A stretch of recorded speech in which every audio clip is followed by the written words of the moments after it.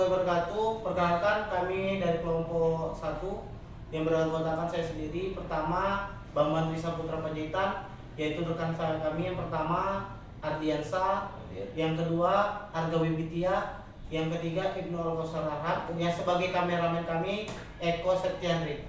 Baik, untuk ini kami ingin berdiskusi dalam evaluasi dalam pendidikan agama Islam seperti PPT yang sudah dikirimkan oleh Ibu dosen kami, Ibu Dr. Fatimah, yaitu adalah tujuan dari evaluasi. Di situ ada 4 yang terdiri dari mengetahui kemajuan siswa, yang kedua menentukan kriteria kelulusan, yang ketiga memberikan umpan balik, dan 4 memperbaiki proses pembelajaran. Baik, mungkin di kawan-kawan sudah membaca semua dari PPT itu. Kali ini saya ingin bertanya kepada kawan-kawan tentang alih terhadap sistem evaluasi yang diterapkan di lembaga pendidikan agama Islam. Mungkin kawan yang pertama kepada saudara Ibnu untuk mengasihkan sedikit argumennya kepada saudara, kami persilakan. Baik, bismillah. Setelah kami berdiskusi dan menganalisis tentang evaluasi dari pendidikan Islam, sistem evaluasi dalam pendidikan Islam. Kemudian kami juga mendapatkan juga beberapa kelebihan dan juga kekurangan sistem evaluasi dalam pendidikan Islam. Adapun kelebihannya, yang pertama yaitu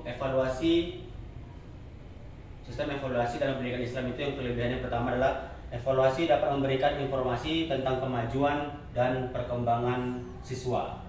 Yang kedua, evaluasi dapat membantu siswa mengetahui sejauh mana mereka telah berhasil mengikuti pelajaran. Kemudian yang ketiga, evaluasi dapat membantu guru mengetahui siswa yang sudah menguasai bahan pelajarannya. Selanjutnya, yang keempat, evaluasi dapat membantu guru mengetahui apakah materi yang diajarkan sudah tepat. Kemudian yang kelima, evaluasi dapat membantu sekolah mengetahui kondisi belajar yang berlangsung. Selanjutnya, evaluasi dapat membantu sekolah mengetahui apakah kurikulum sekolah sudah tepat. Dan yang terakhir, evaluasi dapat membantu sekolah mengetahui apakah sekolah sudah memenuhi standar. Jadi itulah beberapa kelebihan dari sistem evaluasi dalam pendidikan Islam. Selanjutnya adapun kekurangannya yang akan disampaikan oleh Ardiansa, rekan Ardiansa, silakan untuk menyampaikan kekurangannya.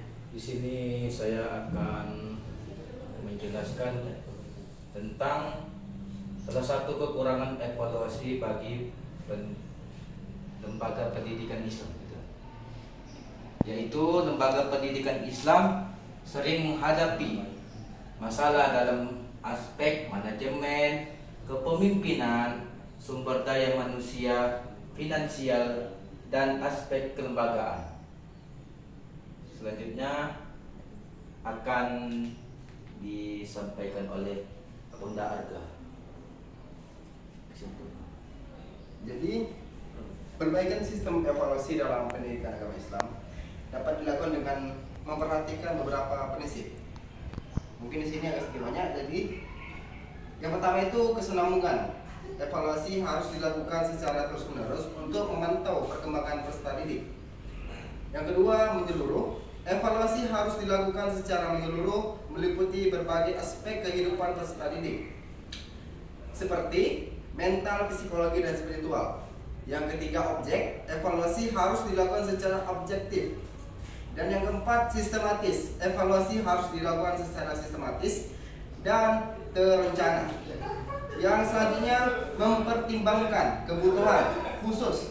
Evaluasi harus mempertimbangkan kebutuhan khusus peserta didik. Selanjutnya, berbagai model dan teknik. Evaluasi harus menggunakan berbagai model dan teknik untuk menyediakan informasi tentang hasil belajar peserta didik. Dan terakhir, berbagai alat. Evaluasi harus menggunakan berbagai alat untuk melakukan penilaian. Mungkin inilah beberapa tentang perbaikan sistem evaluasi dalam pendidikan agama Islam.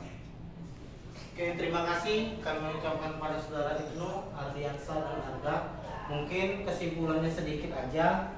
Dari evaluasi merupakan bagian integritas dari sistem pendidikan agama Islam dalam melalui evaluasi yang objektif, sehingga melalui variabel, valid, kualitas pendidikan dapat ditingkatkan dan tujuan pembelajaran dapat tercapai secara efektif dan efisien.